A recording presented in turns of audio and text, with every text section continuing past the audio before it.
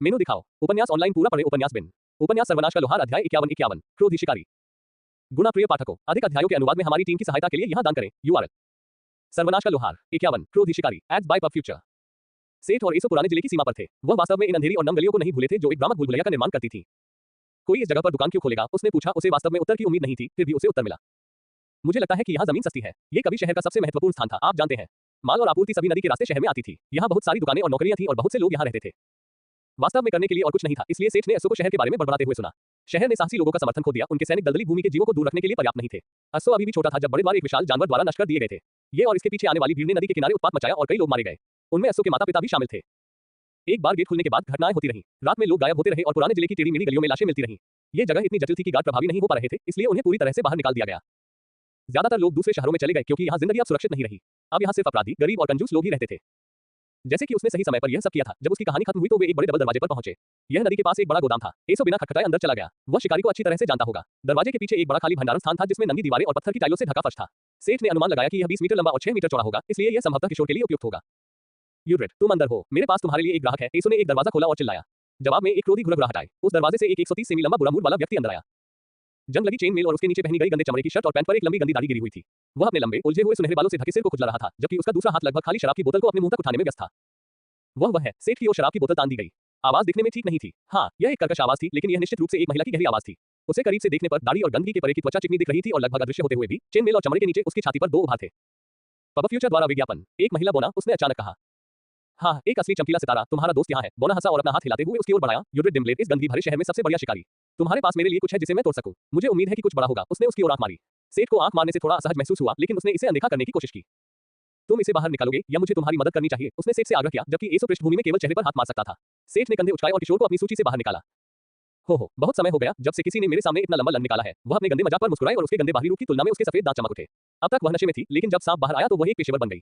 उसकी हरकतें दृढ़ और नियंत्रित हो गईं। वह एक दीवार के पास गया और एक स्विच फ्लिप किया जिस पर स्टोरेज रूम तुरंत ठंडा होने लगा।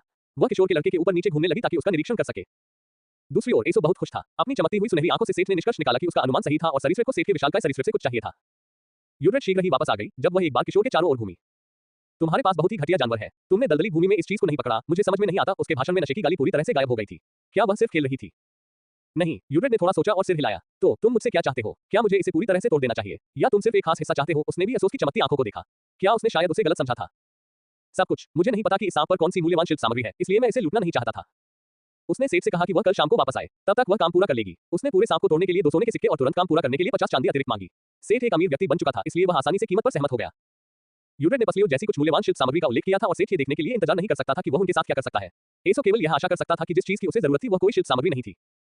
एसो को समझ आ गया था कि वह सेठ के लिए एक गौरवशाली टूर गाइड बन गया है और उसने ये भूमिका स्वीकार कर ली। उनका अगला पड़ाव वाणिज्यिक जिला होता, लेकिन देर हो रही थी, इसलिए सेठ सराय में वापस लौटना चाहता था। वहां उसकी मुलाकात परी से हुई, जो पहले से ही खुशी-खुशी खाना खा रही थी। आसो ने अलविदा कहा और चला गया। वह सुबह वापस आएगा। सेठ फिन के पास बैठ गया और उसने भी अपना खाना खाया। पेट भरने के बाद अपने कमरे में वापस आकर उन्होंने अपने दिन के बारे में बात की। परी ने कुछ अलग-अलग बार का दौरा किया था और कुछ सूचना दलालों को पाया था। कुछ गियर को चिकना करने के बाद उसने यहां से ओरा तक पहुंचने के कुछ अलग-अलग तरीके खोजे। सबसे लंबी यात्रा ओरेकोट बंदरगाह तक व्यापार मार्ग से जाने तथा ओरा के निकट बंदरगाह तक समुद्री मार्ग से जाने की थी। ये सस्ता तो नहीं था, लेकिन वे पूरी यात्रा के दौरान आराम से रह सकते थे। दूसरा सबसे लंबा विकल्प था एक कारवां में शामिल होना जो उन्हें रेगिस्तान से होते हुए पहाड़ों तक बौने सुरंगों के जरिए ले जाएगा। ये सबसे सस्ता था क्योंकि वे गार्ड के रूप में शामिल हो सकते थे और यात्रा के लिए भुगतान भी कर सकते थे। सबसे तेज और सबसे महंगा था एयरशिप, एक जादुई उड़ने वाला वाहन जिसे वे ओरेकोट में प्रवेश कर सकते थे। समुद्री मार्ग की तरह ही यह मोटे तौर पर समुद्र तट का अनुसरण करता था और बंदरगाह शहरों का दौरा करता था। समुद्री मार्ग के विपरीत ये रेगिस्तान को पार करने के बाद अंतर्देशीय मुड़ता था और वास्तव में एक बार ओरा में रुकता था। ये सबसे उपयुक्त था, लेकिन आम वर्ग के टिकट के लिए 25 स्वर्ण के साथ यह बहुत महंगा भी था। सबसे अविश्वसनीय विकल्प था सिस्टम चक से उन्हें पाथवर्क के जरिए भेजने के लिए कहना। ये तेज था, ये सस्ता था, लेकिन कौन जानता था कि वे ढूंढी उन्हें कहां ले जाते थे। गिल्ड मास्टर के मामले में उसकी किस्मत थोड़ी कमजोर रही, लेकिन वह कल उस पर ध्यान केंद्रित करेगी। सेठ ने उसे अपने दिन के बारे में बताया और उसने यूड्रेट की यौन हरकतों पर खूब हंसी मजाक किया। वे दोनों अपने कमरे में लौट आए। जबकि फिन तुरंत बिस्तर पर गिर गया, सेठ ने इस स्नान को देखने का फैसला किया। उसे वास्तव में इसकी जरूरत थी। जिस स्नानघर में वह गया वह वास्तव में एक साझा स्नानघर जैसा था। उसने बस निर्देशों का पालन किया, अपने कपड़े अपनी सूची में रखे और सिर्फ एक तौलिया पहनकर अंदर गया। सेठ ने बड़े गर्म पानी के झरने जैसे स्नानघर में प्रवेश करने से पहले खुद को साबुन से अच्छी तरह से धोया। अच्छा देखो, आखिरकार यहाँ कौन है? एक परिचित आवाज ने उसका स्वागत किया। गर्म पानी के झरने में सिर्फ एक तौलिया पहने और अपनी चांदी जैसी सफेद छाती के बालों की विशाल झाड़ी के दृश्य से दुनिया को डराते हुए साइमन बैठा था। पब फ्यूचर द्वारा विज्ञापन। संपर्क टॉस साइट में दान करें। मेनू दिखाओ। उपन्यास ऑनलाइन पूरा पढ़े। उपन्यास बिन। उपन्यास सर्वनाश का लोहार अध्याय 52 बाजार। गुना प्रिय पाठकों, अधिक अध्यायों के अनुवाद में हमारी टीम की सहायता के लिए यहां दान करें। यूआरएल सर्वनाश का लोहार 52 बाजार एड्स बाय पब फ्यूचर। साइमन। पुजारी ने जल्दी से न्याय की मुट्ठी को उसके चेहरे पर निशाना साधते हुए रोक दिया। इसके अलावा वह खड़ा हो गया था और उसका तौलिया थोड़ा सा खुल गया, जिससे सेठ को भारी मनोवैज्ञानिक क्षति होने का खतरा था अगर तौलिया और आगे खिसकता। कृपया रुको सेठ, शांत हो जाओ। हम दोनों में से कोई भी नहीं चाहता कि यह तौलिया नीचे गिरे। इस जबरदस्त धमकी ने सेठ को वहीं रोक दिया। हाँ, अगर वह तौलिया गिर गया तो सेठ के लिए यह एक अलग तरह का व्यक्तिगत सर्वनाश होगा। उसने एक गहरी सांस ली और अपना गुस्सा निकाल दिया। साइमन, तुम यहाँ क्या कर रहे हो? क्या मुझे रेगिस्तान में फेंकना और लगभग मार डालना ही काफी नहीं था? क्या तुम यहाँ खुशियां मनाने आए हो? ऐसे मत बनो सेठ, मैं ये देखने आया था कि तुम ठीक हो या नहीं, साइमन ने सौहार्दपूर्वक समझाया। क्यों? सेठ को उस पर विश्वास नहीं हुआ। क्या मैं हमारे सबसे नए अनुयायी के बारे में चिंतित नहीं हो सकता? अब उसके गंजे माथे पर कुछ पसीना था। क्यों? साइमन ने अपनी आंखें घुमाई और हार मान ली। ठीक है, ठीक है। निष्पक्ष लोग हम पर दबाव डाल रहे हैं कि हम सुनिश्चित करें कि आप और आपका छोटा साथी जीवित और स्वस्थ है। खुश। देखो, मैं इसे बदल नहीं सकता था, भले ही मैं चाहता। प्रभाव तब निर्मित होता है जब कोई मूल निवासी पथवक के माध्यम से यात्रा करता है। ये हमारे भगवान का हस्तक्षेप है। यहाँ तक कि खुशमिजाज बूढ़ा साइमन भी इस पल नीचे देखने लगा। सेठ को नहीं पता था कि वह अभिनय कर रहा था या उसने वाकई पुजारी को बोझिल बना दिया था, लेकिन अब यह महत्वपूर्ण नहीं था। जो हुआ सो हुआ। सेठ गर्म पानी में डूब गया और अपनी चिंताओं को दूर कर दिया। फिर सन्नाटा छा गया। और तुमने मुझे पहले क्यों नहीं बताया? सेठ ने कुछ देर बाद पूछा। पब फ्यूचर द्वारा विज्ञापन। चर्च की नीति है कि इस बारे में बात न की जाए, कम से कम पहली बार तो नहीं। और जब परी तुम्हारे साथ आई तो मैं तुम्हें बताना भी चाहता था, लेकिन तुम भाग गए, उसने उदास स्वर में उत्तर दिया। ऐसा लग रहा था कि बूढ़े पुजारी को सेठ से प्यार हो गया था, उस थोड़े समय में ही जब वे एक दूसरे को जानते थे। सेठ ने आह भरी। ठीक है, मैं तुम्हें माफ करता हूं, लेकिन ये तुम्हारा आखिरी मौका है। क्या तुम यहाँ सिर्फ इसीलिए आए थे? उसने इसे छिपाने की कोशिश की, लेकिन बूढ़े आदमी की गीली दाढ़ी खुशी से हिल गई। साइमन अचानक खड़ा हो गया, जिससे उसका तौलिया फिर से फिसलने के खतरे में पड़ गया। लेस देन शांत प्रतिक्रिया ग्रेटर देन ने काम करना शुरू कर दिया और सेठ ने समय रहते अपनी आंखें फेर ली, इससे पहले कि बूढ़ा आदमी झुककर स्नान के किनारे पर टटोलना शुरू कर देता। जब साइमन आखिरकार वापस बैठा तो उसके हाथ में एक खुरदुरा काला पत्थर था। उस पर एक जटिल रून उकेरा हुआ था। यहाँ, यह एक टेलीपोर्ट रून है, मुझे ये यहाँ चट से मिला है। यह एक सिस्टम राइट की भौतिक अभिव्यक्ति है जिसे आप लव.60 पर प्राप्त करेंगे। ये केवल एक बार इस्तेमाल होने वाली वस्तु है, लेकिन यदि आप जीवन के लिए खतरे में हैं, तो यह आपकी पार्टी को वापस यहाँ जीके के चच में ले जा सकता है। आपको बस इसमें कुछ मैना डालना है और यह सक्रिय हो जाएगा। सेठ ने साइमन से हथेली के आकार का भारी पत्थर लिया। जब वह इसकी जांच कर रहा था तो पुजारी ने अचानक उसे याद दिलाया। ओह, और इसे अपनी सूची में मत डालो। अगर आपके पास इसे रखने के लिए उचित स्तर नहीं है तो यह आपकी सूची में गायब हो जाएगा। सेठ ने सिर हिलाकर संकेत दिया कि वह समझ गया है। दोनों कुछ देर तक स्नान में बैठे रहे और सेठ ने इस नई दुनिया में आने के बाद अपने रोमांच के बारे में बताया, साथ ही साइमन की हैरानी और हंसी की आवाज भी सुनाई दी। ठीक है सेठ, मुझे अब जाना होगा। मैं आपकी भावी यात्रा के लिए आपको शुभकामनाएं देता हूँ। इसके साथ ही साइमन खड़ा हो गया। इस बार उसने तौलिया को कसकर पकड़ लिया और चला गया। सेठ भी उसके पीछे पीछे आया और सोने के लिए अपने कमरे में चला गया। बहुत देर हो चुकी थी। सेठ चेहरे पर छोटे छोटे लातों से जाग गया। परी तकिए पर लेटी हुई थी, नींद में करवटें ले रही थी। एक पल के लिए उसने सोचा कि उसके साथ भी वही होगा जो उसकी अलार्म घड़ी ने देखा था, लेकिन उसकी प्यारी नींद की अभिव्यक्ति ने उसके गुस्से को शांत कर दिया। उसके पेट ने एक प्रेरक भाषण दिया और सेठ नए कपड़े पहनकर नाश्ते के लिए चला गया। फिन भी जल्द ही उनके साथ आ गया और उन्होंने मिलकर स्वादिष्ट नाश्ता किया। जब फिन और सेठ सराय से बाहर निकले तो एसो पहले से ही बाहर इंतजार कर रहा था। फिन गिल्ड मास्टर के बारे में जानकारी लेने के लिए निकल पड़ा और एसो और सेठ को पीछे छोड़ दिया। यूड्रेड ने शाम को वापस आने को कहा था, इसलिए उनके पास अभी भी बहुत समय था। उसने वाणिज्यिक जिले का दौरा करने में बिताने की योजना बनाई थी। भले ही वह कुछ भी न खरीदे, वह अपनी सामग्री सूची को और बढ़ा सकता था। शायद कुछ ब्लूप्रिंट भी हासिल कर सके। पब फ्यूचर द्वारा विज्ञापन। सेठ को अभी भी less than blueprints greater than के बारे में बहुत कुछ नहीं पता था। यह एक बार लेवल अप हुआ था, लेकिन उसके बाद कभी नहीं। एसपी में पंपिंग के अलावा उसे नहीं पता था कि यह पहली बार में लेवल अप क्यों हुआ। इसने उसे एक पुस्तकालय खोजने के अपने विचार की याद दिला दी। सभ्यता में जो सिस्टम के प्रभाव के आदी हो गए हैं, इन विवरणों के बारे में किताबें मौजूद होनी चाहिए। एक किताब की दुकान या पुस्तकालय ढूंढना उसकी चेकलिस्ट पर एक और बिंदु बन गया। सेठ को नहीं पता था कि उसने इस खस्ताहाल शहर के व्यावसायिक जिले से क्या उम्मीद की थी, लेकिन वह निश्चित रूप से निराश था। वे जिन दुकानों से गुजरे उनमें से ज्यादातर बंद थी और उन पर बोर्ड लगे हुए थे। कोई किताब की दुकान या ऐसी कोई चीज नहीं थी और जो कुछ हथियार और कवच की दुकानें उन्हें मिली, वे किसी भी तरह से क्लोथ की दुकानों से बेहतर नहीं थी, बल्कि वे उससे भी बदतर थी। बहुत से हथियार नए भी नहीं थे, बल्कि सेकंड हैंड थे, जिनका रखरखाव ठीक से नहीं किया गया था या वे क्षतिग्रस्त थे। यहाँ तक कि उच्च गुणवत्ता वाले स्टील से बने कुछ अच्छे हथियार भी सेठ द्वारा मध्यम लोहे से बनाए गए हथियारों से भी बदतर थे। दुकानों से उसे जो एकमात्र लाभ मिला वह था उच्च गुणवत्ता वाले स्टील का नुस्खा। सेठ को यह जानकर आश्चर्य हुआ कि उच्च गुणवत्ता वाला स्टील बनाने के लिए उसे अपने स्मेल्टर में लोहे और कोयले की आवश्यकता थी। अब तक उसे लगा था कि यह एक फायदा है, क्योंकि सोल फायर को स्मेल्टर के अंदर किसी ईंधन की आवश्यकता नहीं है। पहली नजर में बाजार दुकानों से ज्यादा बेहतर नहीं था। जब आप बाजार के बारे में सोचते हैं तो आपके दिमाग में आमतौर पर एक बड़ा सा प्लाजा होता है जिसमें बहुत सारे स्टॉल और लोगों की एक बड़ी भीड़ होती है। विक्रेता अपना सामान बेचने के लिए इधर उधर चिल्ला रहे होते हैं और ग्राहकों की भारी भीड़ होती है। अच्छा हो या बुरा, बड़ा प्लाजा लगभग बंद था। सेठ को लोगों की भीड़ से डर लग रहा था और वह खुश था कि वहां बहुत कम लोग थे, लेकिन दुकानों की कमी के कारण उसे कुछ भी सार्थक मिलने की संभावना कम हो गई। अप्रत्याशित रूप से जब उनकी नजर कलाकृतियों के स्टॉल पर पड़ी तो उन्हें धन की प्राप्ति हो गई। सामानों के बीच जो कलाकृतियों की तुलना में पिस्सू बाजार की अधिक याद दिलाते थे, उन्हें वास्तव में प्राचीन कांसे से बने कुछ टुकड़े मिले। स्टॉल मालिकों को यह पता नहीं था कि उनका कुछ सामान असली कलाकृतियां थी और सेठ उन्हें सस्ते दामों में खरीदने में सक्षम था। कुछ छोटे मोटे गहने और ड्रेसर जैसे आभूषण उसे आइवेसर से मिले सामान में से मिले, उनमें से ज्यादातर क्षतिग्रस्त थे और उन्हें पिघलाकर ही इस्तेमाल किया जा सकता था। उनमें से कुछ पर टूटे हुए जादू के निशान थे, शायद वह उन्हें स्कैन कर सके। उसने दर्जी महिला से मिले बैग में से एक में सब कुछ डाल दिया और उसे अपनी इन्वेंट्री में रख लिया। सबसे बड़ा आश्चर्य उन पुराने हथियारों से हुआ जो स्टॉल पर बेचे जा रहे थे। वे किसी भी तरह से इस्तेमाल करने लायक हालत में नहीं थे, उनमें से ज्यादातर टूटे हुए थे या कम टिकाऊ थे, लेकिन वे इतने अनोखे थे कि सेठ को कुछ नए ब्लूप्रिंट मिल गए। इनमें एक खोपेश भी था जिसकी ब्लेड विशिष्ट थी और वह चपटे प्रश्न चिन्ह की तरह दिखती थी तथा जिसका काटने वाला किनारा बाहर की ओर कटार की तरह होता था। एक तरह का घुमावदार खंजर जिसकी धार आधे अर्धचंद्राकार चांद की तरह बनी हुई थी और एक चौकोर भाले की नोक थी जिसके 4 नुकीले किनारे थे। ये सभी प्राचीन कांसे से बने थे और पैटर्न वेल्डेड स्टील जैसा पैटर्न दिखाते थे। उन छोटी छोटी चीजों की तुलना में जिनकी कीमत मालिकों को नहीं पता थी, ये स्क्रैप हथियार पूरी तरह से महंगे थे और विक्रेता एक बेकार हथियार के लिए कई सोने के सिक्के मांग रहे थे। सेठ ने 2 स्क्रैप हथियारों पर 3 सोना खर्च कर दिया। वह वास्तव में उन्हें पिघलाकर प्राचीन कांसे से कम एक हथियार बनाना चाहता था ताकि उसके गुणों का परीक्षण किया जा सके और उसकी असली क्षमता देखी जा सके। पब फ्यूचर द्वारा विज्ञापन। इन कुछ आश्चर्यों के अलावा बाजार में और कुछ नहीं मिला। यात्रा पूरी तरह से निरर्थक नहीं थी, लेकिन सेठ को इससे ज्यादा की उम्मीद थी। वहां कोई भी आम खेल घटना नहीं थी, जैसे किसी भीष्म कुलीन लड़की से मिलना या कबाड़ के बीच छिपी हुई कोई महाकाव्य वस्तु पाना। वह इस तरह की बकवास सोचते हुए एसओ के पीछे पीछे चल पड़ा। वे बाजार से निकल रहे थे, तभी एसओ को एक युवक को घेरे हुए गार्डों की टीम के एक सदस्य ने अचानक किनारे धकेल दिया। सेठ ने बहुत जल्दी बोल दिया, ये था एक भ्रष्ट और घृणित युवा पुरुष के साथ मुठभेड़। तुमने नाजिम के लिए ऐसा क्या किया? सुंदर युवा मालिक ने गार्ड को डांटा। यो युवा मास्टर, मैं बस ये सुनिश्चित कर रहा हूं कि भीड़ आपसे दूरी बनाए रखे, नाजिम ने एसओ को घूरते हुए कहा। हमारे नागरिकों को गुंडा कहना बंद करो। उसने वास्तव में गार्ड को एक जोरदार थप्पड़ मारा। मुझे अपने गार्ड के अनुशासनहीनता के लिए खेद है। युवा मास्टर ने वास्तव में अश्व से माफी मांगते हुए अपना सिर झुकाया। युवा मास्टर इकराम, कृपया ऐसा न करें। अश्व एक तुच्छ नागरिक है। मास्टर इकराम को मुझसे माफी नहीं मांगनी चाहिए। अश्व ने घबराकर प्रतिक्रिया व्यक्त की। सेठ को यह न समझ पाना बेवकूफी होगी कि यह आदमी शायद शहर के राजा या किसी उच्च पदस्थ रईस का उत्तराधिकारी था, लेकिन वह विनम्र और मिलनसार लग रहा था। वह भूला नहीं था कि क्लोड ने उसे क्या सिखाया था और उसने गार्डो को लेस देन ब्लैकस्मिथ की आंखों ग्रेटर देन से एक बार देखा। सेठ ने उन तलवारों में से एक को निकालना शुरू किया जिन पर उसने less than sol infusion greater than का परीक्षण किया था। वे अब तक के उसके कुछ बेहतरीन काम थे और विज्ञापन के लिए एकदम सही थे।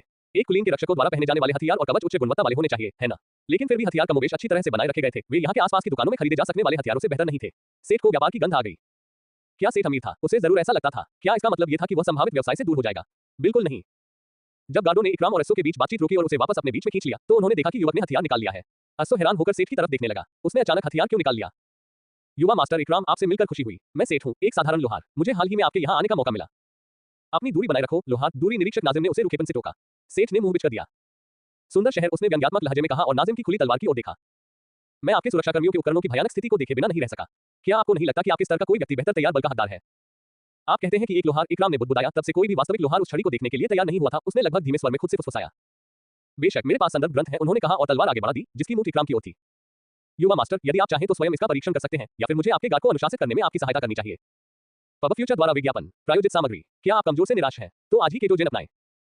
भारत का नान एक तेल जो बालों को फिर से सिर्फ एक हफ्ते में मिलता है। संपर्क टॉस साइट में दान करें, मेनू दिखाओ। उपन्यास ऑनलाइन पूरा पढ़ें। उपन्यास बिन उपन्यास सर्वनाश का लोहार अध्याय 53 एक सौदा। गुना प्रिय पाठकों, अधिक अध्यायों के अनुवाद में हमारी टीम की सहायता के लिए यहां दान करें। यूआरएल सर्वनाश का लोहार 53 एक सौदा। पब फ्यूचर द्वारा विज्ञापन। इकराम ने उस प्रस्ताव पर मुस्कुराया। अचानक इन छड़ियों में ऐसा व्यक्ति कहां से आ गया? उसके पैसे के लायक कोई लोहार जिके में नहीं आया था क्योंकि आसपास का वातावरण इतना खतरनाक हो गया था। यहां रहने की तो बात ही छोड़िए। इकराम ने अपने पिता के साथ मिलकर शहर की स्थिति को स्थिर करने की पूरी कोशिश की, लेकिन आसपास का वातावरण और भी खतरनाक होता गया और नियमित व्यापार लगभग बंद हो गया। वे बेहतर उपकरण नहीं खरीद सकते थे, भले ही उनके पास पैसे हो। हाँ, आगे बढ़ो। नाजिम, इस आदमी के साथ एक मुकाबला करो। देखते हैं कि उसके सामान की कीमत क्या है। यदि यह व्यक्ति सचमुच कोई बड़ा सुधार ला सकता है तो सिस्टम बैंक से ऋण लेना उचित होगा। नाजिम ने अपनी तलवार निकाली और युवा लोहार पर हमला किया, जबकि युवा मास्टर गहरी सोच में डूबा हुआ था। वह लव 0.30 गार्ड था जिसके पास लेस देन तलवारबाजी एडेप्ट लव 9 ग्रेटर देन था और वह गिल्ड में मौजूद कई साहसी लोगों से ज्यादा ताकतवर था। लेस देन नाजिम ने द्वंद्वयुद्ध का अनुरोध किया है। क्या आप स्वीकार करते हैं? Y N greater than. सेठ ने स्वीकार किया और तलवार में जादुई शक्ति डाली और इसकी धार एक मंद नीली रोशनी में चमक उठी। वह मुश्किल से उस आदमी के हमले का जवाब दे पाया और नीचे की ओर वार को रोक दिया। इसके पीछे की ताकत ने उसके हाथ को कांपने पर मजबूर कर दिया। इस वार से दुश्मन के ब्लेड में एक बड़ा घाव हो गया। नाजिम ने आसानी से विक्षेपित वार को संभाला और गुस्से में तेजी से वार करना शुरू कर दिया। क्या यह एक कौशल था? सेठ कुछ को विक्षेपित करने और दूसरों को चकमा देने में कामयाब हो जाता है क्योंकि वह पीछे हटता रहता है।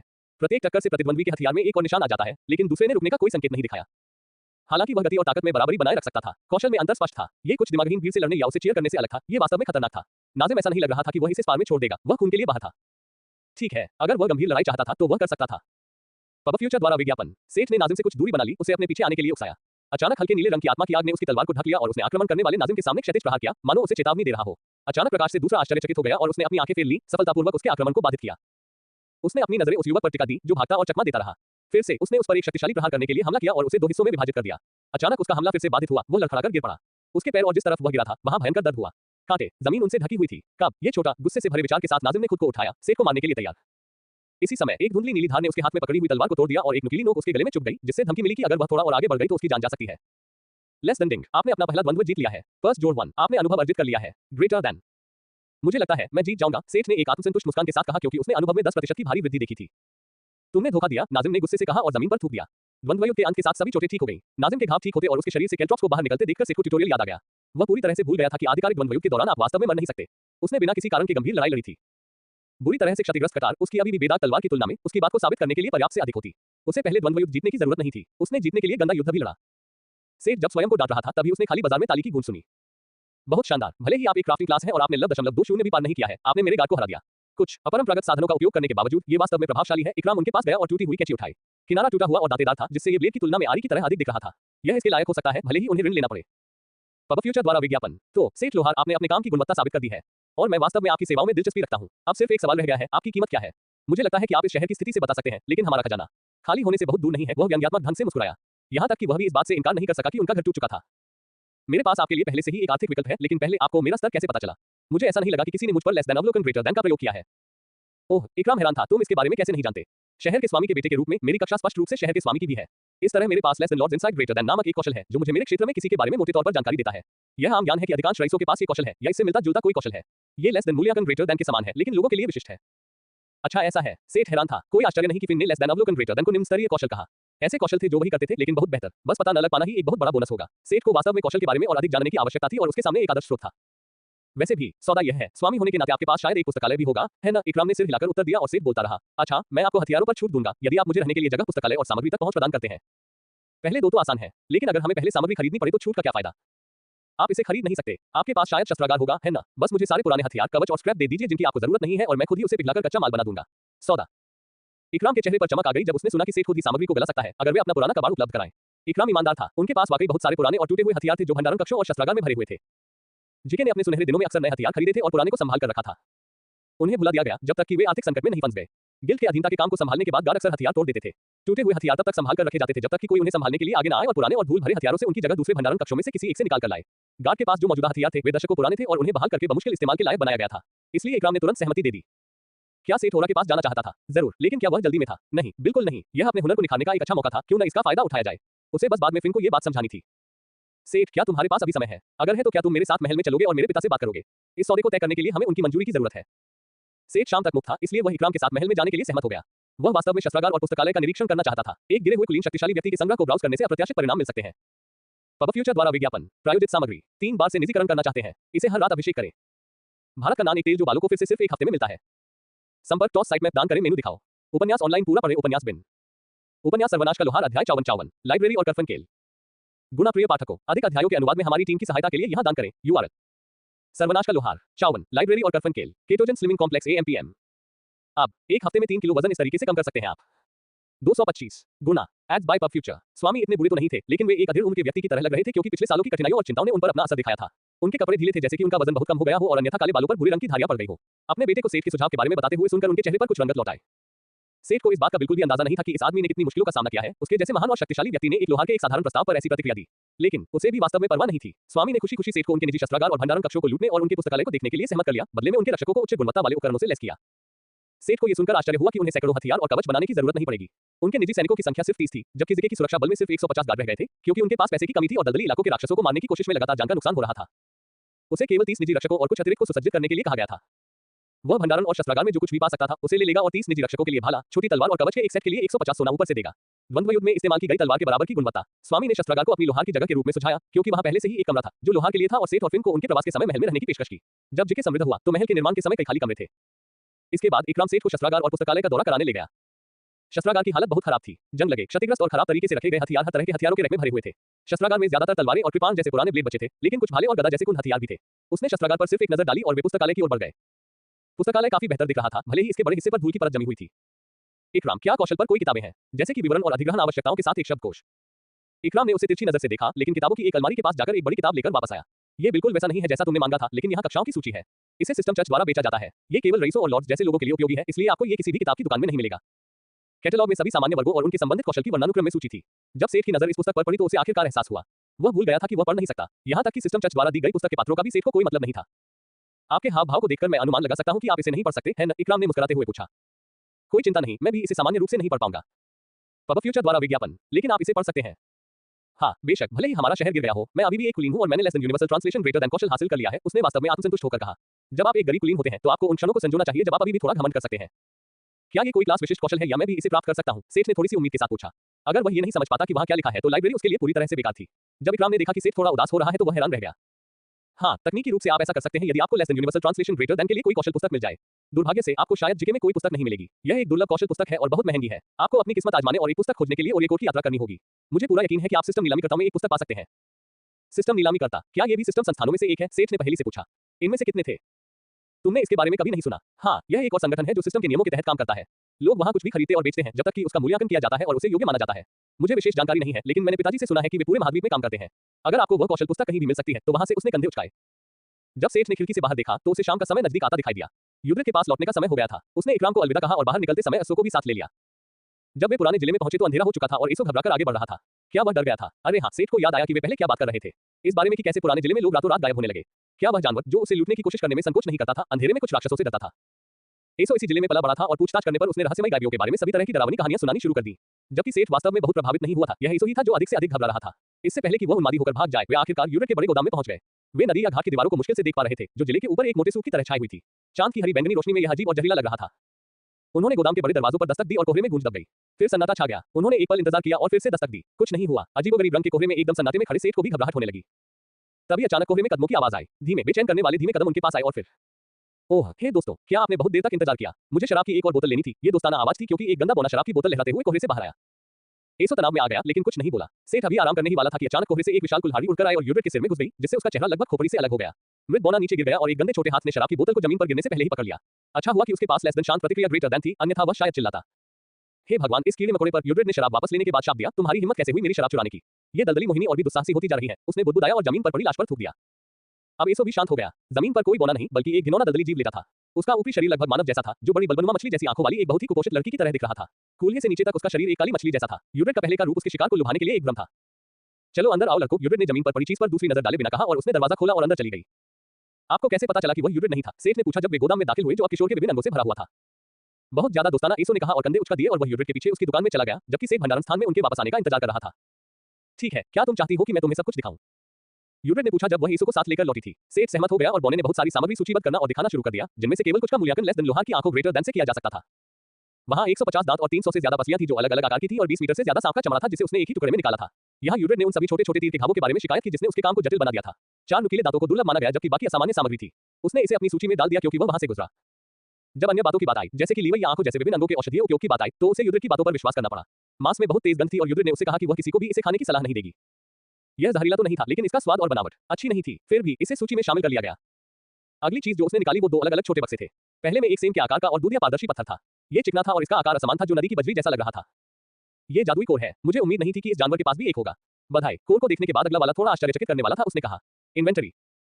अंत में वह दूसरा बक्सा लेकर आई। इसमें एक छोटा खुरदुरा क्रिस्टल था जो लाल चमक के साथ चमक रहा था। वह उसके पीछे एसो की घबराहट देख सकता था। क्या यही वह चीज थी जिसकी उसे जरूरत थी?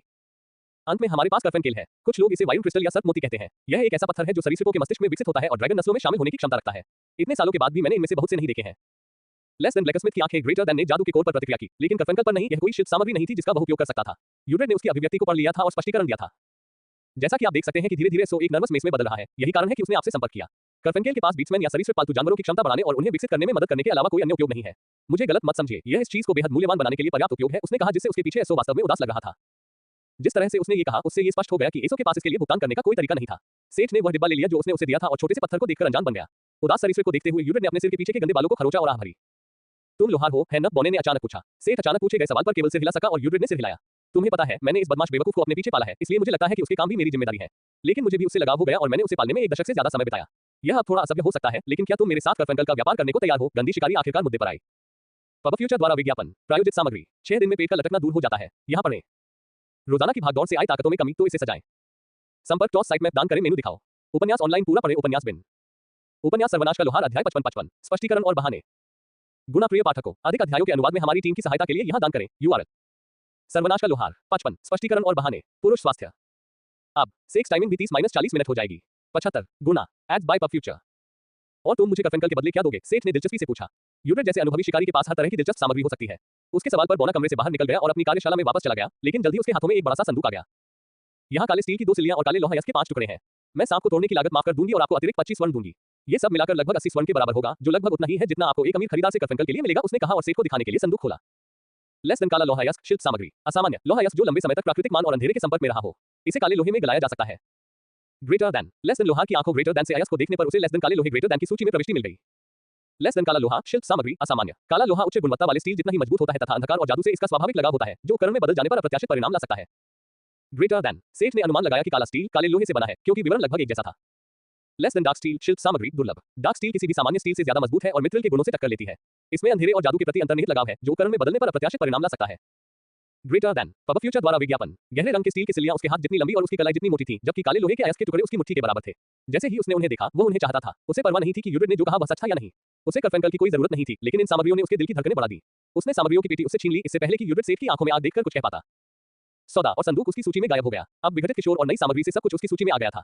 और जब संदूक उसकी सूची में गायब हो गया तो उसे एक और बात का एहसास हुआ। इसका प्रभाव बैगो जैसा ही था और इसे सामग्री संदूक के रूप में प्रदर्शित किया गया था। यूरेट जो हैरान था कि सेठ ने मोल-तोल करने की कोशिश भी नहीं की, सोना लेने गया। सेठ ने ड्रैग एंड ड्रॉप के हिसाब से अपनी कीमती सामग्री को संदूक में डालना शुरू कर दिया। नई धातुओं में ड्रेक का दांत, बोआ के नुकीले दांत, मैजिक कोर वाला बॉक्स, ब्लड गार्नेट और मिथ्रिल अयस्क के 3 टुकड़े शामिल थे। एसो अपने हाथों में करफेनकेल लेकर जमीन पर घुटनों के बल बैठा था। ऐसा लग रहा था कि वह खुशी से रोने वाला था। क्या वह उस चीज को निगलने वाला था? क्या यूरेट ने उसे सांप के मस्तिष्क से निकालने के बाद धोया भी था? उफ, सेठ यह नहीं देखना चाहता था और उसने अपनी आंखें फेर ली। यूरेट वापस आया और करफेनकेल को आंसू से छीन लिया, जो उस चीज को चूमने वाला था। इस पर थूकना बंद करो, मैंने ही इसे खरीदा है और मैं इसे तुम्हें तभी दूंगी जब मुझे यकीन हो जाएगा कि तुमने अपना सबक सीख लिया है। उसने बड़बड़ाते हुए सेठ को पैसे दे दिए। मुझे लगता है अब मैं विदा लेता हूँ। हे एसो, क्या तुम मुझे वापस सराय में ले जा सकते हो? सेठ ने पूछा। ओह जरूर। एसो ने पहले ही एक मुफ्त टूर गाइड के रूप में अपनी भूमिका पूरी तरह से स्वीकार कर ली थी। शायद वह उसे एक मुफ्त बटलर बनने के लिए प्रशिक्षित कर सके। नहीं। वे एक बार फिर घने कोहरे में प्रवेश कर गए। सौभाग्य से छिपकली वाला अंधेरे में भी इस पड़ोस में अपना रास्ता खोजने में सक्षम था और वे जल्द ही सेठ की सराय में पहुंच गए। उसकी उम्मीद के विपरीत असो वास्तव में सराय में भी प्रवेश कर गया और रात के लिए एक कमरा ले लिया। शायद दलदली जलपरी के साथ उनकी छोटी सी मुठभेड़ ने उसे सेठ की सोच से थोड़ा ज्यादा हिला दिया था। जब सेठ ने कमरे में प्रवेश किया तो उसने देखा कि एक छोटी सी परी तकिए पर बैठी हुई थी और उसके हाथ पैर एक दूसरे पर बंधे हुए थे। तुम कहाँ थे? फिन इंतजार कर रहा था। फिन सेठ के साथ खाना चाहता था। फिन अब भूख से मर रहा है। ओह हे फिन, सुनो, मैं सेठ समझाना चाहता था लेकिन उसे बीच में ही रोक दिया गया। नहीं, फिन नहीं सुनेगा। पहले फिन के लिए खाना लाओ। क्रूर दीवा ने मांग की और सेठ के पास जाकर अपना खाना लाने के अलावा कोई विकल्प नहीं छोड़ा। वे असहज चुप्पी में खाना खाते रहे क्योंकि फिन उनके भोजन के ऊपर उसे बुरी निगाहों से देखता रहा। पब फ्यूचर द्वारा विज्ञापन। अब बात करो। छोटे अधिपति ने उससे स्पष्टीकरण मांगा, इसलिए उसने उसे समझाया कि आज क्या हुआ था। उसने एक वाणिज्यिक जिले के दयनीय बहाने के बारे में बात की, जल्दी से बताया कि उन्हें कुछ सप्ताह तक महल में रहना पड़ सकता है क्योंकि उसने स्वामी के साथ एक सौदा किया था और यह छोटी सी कहानी भी सुनाई कि कैसे वे एक दलदली जलपरी से मिले और बड़े सांप से सामग्री प्राप्त की। तो हम यहाँ कुछ हफ्ते महल में रहेंगे। उसके नुकीले और तीखे कानों ने आसानी से वह जानकारी पकड़ ली थी जिसे सेठ ने केवल संक्षेप में बताकर छिपाने की कोशिश की थी। युवा लोहार ने आह भरी, ज्यादातर समय क्यूट बनने के बावजूद उसे इतनी होशियार क्यों बनना पड़ा? हाँ, 2 या शायद 3 सप्ताह। ये वास्तव में मेरे कौशल को निखारने और इसके लिए पैसे कमाने का एक शानदार अवसर है। फिन ने निराश होकर आह भरी। ठीक है, तो मैं वैसे भी थोड़ी देर और रुकना चाहता था। मुझे अभी भी भूतपूर्व गिल्ड मास्टर के बारे में कोई अच्छा सुराग नहीं मिला है। वैसे भी हम नवीनतम एयरशिप से चूक गए, लेकिन अगर हम ओरिएकोट में अगला एयरशिप पकड़ना चाहते हैं तो 3 सप्ताह में काम पूरा करने की कोशिश करें। अन्यथा हमें 4 सप्ताह और इंतजार करना पड़ेगा, आप जानते हैं। सेठ छोटी परी को देखकर हैरान रह गया। तो उनके पास वैसे भी समय था। अब वह अपने प्रवास के बारे में बहुत बेहतर महसूस कर रहा था। उसके पास आजमाने के लिए बहुत सारी चीजें थी और आखिरकार फिर से प्रयोग करने और पीसने का मौका था। शायद वे उस कालकोठरी में भी जा सकते थे और उसे एक असली महल में रहने का मौका मिलेगा। उसने शाही रसोई के कौशल की प्रत्याशा में अपने हाथ रख दिए। अगले दिन नाश्ते के दौरान एसो उन दोनों के साथ शामिल हो गया। वह अभी भी शहर में सेठ के लिए घूमने के लिए एक मूल्यवान संपत्ति था, इसलिए उन्होंने गिल्ड में जाने और सेठ के जिके में रहने के दौरान इसे अपनी छोटी सी खोज बनाने के बारे में बात की। जब वे नाश्ता कर चुके तो सेठ के लिए अपनी सबसे बड़ी बाधा का सामना करने का समय आ गया। हॉमंड, उसे यह सहानुभूतिपूर्ण बालों वाला आदमी बहुत पसंद था जो खाना बनाने में माहिर था और उसे यह नहीं पता था कि उसे कैसे समझाना है कि वे महल में चले जाएंगे। उसे डर था कि कहीं वह बुरे आदमी की भावनाओं को ठेस न पहुंचा दे। अंत में वह अपनी परछाई के ऊपर से कूद गया और हॉमंड को प्रभु के साथ अपने सौदे के बारे में बताया। ओह, क्या यह आपके लिए बहुत बढ़िया नहीं है? आपको काम मिल गया है। आप मेरे बारे में चिंतित हैं। हाँ, चिंता मत करो, हमारा व्यवसाय बढ़िया चल रहा है और आप जब चाहें वापस आ सकते हैं। हॉमंड ने गर्मजोशी और समझदारी से प्रतिक्रिया व्यक्त की। वो उन्हें शेष 2 रातों के लिए चांदी भी देना चाहता था, लेकिन सेठ के जोरदार विरोध के बाद उसने इसे रख लिया। इसके साथ ही वे दूसरी दुनिया की पहली सराय को पीछे छोड़ गए जिसमें सेठ कभी रुके थे। एसो सेठ और फिन को महल की ओर ले गया। फिन के जानकारी की तलाश में जाने से पहले वे अपने कमरे पर एक नजर डालेंगे। महल के सामने एक आदमी इंतजार कर रहा था जिसके बाल बहुत सफेद थे। उसने एक विशिष्ट बटलर पोशाक पहन रखी थी और जब वे परिसर में दाखिल हुए तो वह उनके पास चला आया। नमस्ते, क्या आप एमएम सेठ हैं? वह लोहार जिसके बारे में युवा स्वामी ने बात की थी। मेरा नाम रुस्लान है, महामहिम का मुख्य बटलर। मैं आपको आपके कमरे दिखाऊंगा। उसने उन्हें दिल को छू लेने वाली मुस्कान दी। वे एसो से अलग हो गए और स्वस्थ बूढ़े व्यक्ति ने उन्हें महल में आमंत्रित किया। सेठ कल यहाँ आया था, लेकिन फिन ने सभी आभूषणों, बस मूर्तियों और चित्रों को देखा जो निवास को सजाते थे जैसे कि एक मनोरंजन पार्क में एक छोटा बच्चा हो। रुस्लान ने उन्हें स्वामी के रहने की जगह के माध्यम से थोड़ा दौरा कराया और फिर उन्हें अतिथि कक्षों में ले गया। वे बड़े आलीशान कमरे थे। आप बता सकते थे कि यहाँ किसी को रहते हुए बहुत समय हो गया था, लेकिन वे साफ सुथरे और अच्छी तरह से रखे हुए थे। जबकि फिन उनमें कुछ देर तक रहा, नर्म नए गद्दे का आनंद लेते हुए सेठ रुस्लान के पीछे शस्त्रागार में चला गया। शस्त्रागार नौकरों के क्वार्टर के करीब था जो पीछे की ओर थे और मुख्य परिसर से अलग हो गए थे। उसने कल शस्त्रागार पर एक छोटी सी नजर डाली थी और वे ज्यादा देर तक नहीं रुके। सेठ ने बटलर से उसे स्टोरेज रूम में लाने के लिए कहा। उन्हें भंडारण क्षेत्र में जाने के लिए पास के नौकरों के क्वार्टर को पार करना पड़ा। स्टाफ रूम छोटे, संकरे और जीर्ण शीर्ण थे। नंगी पत्थर की दीवारें नम और फफूंद युक्त थीं और जो थोड़ी बहुत टेपेस्ट्री दिख रही थी वह कीड़ों से खाई हुई थी और धीरे धीरे दीवारों पर गीली मिट्टी या कीचड़ में बदल रही थी। जगह सुनसान थी। ऐसा लग रहा था मानो बूढ़ा बटलर रुस्लान ही इस उजाड़ जगह में अभी अकेला रह रहा था। रुस्लान एक बड़े लकड़ी के दरवाजे के सामने रुक गया जो कभी मजबूत हुआ करता था। सेठ को यकीन था कि अगर उसने उसे थोड़ा भी जोर से छुआ तो वह टूटकर गिर जाएगा। बूढ़े आदमी ने दरवाजे के बगल की दीवार में बने आला से एक छोटी जादुई लालटेन निकाली।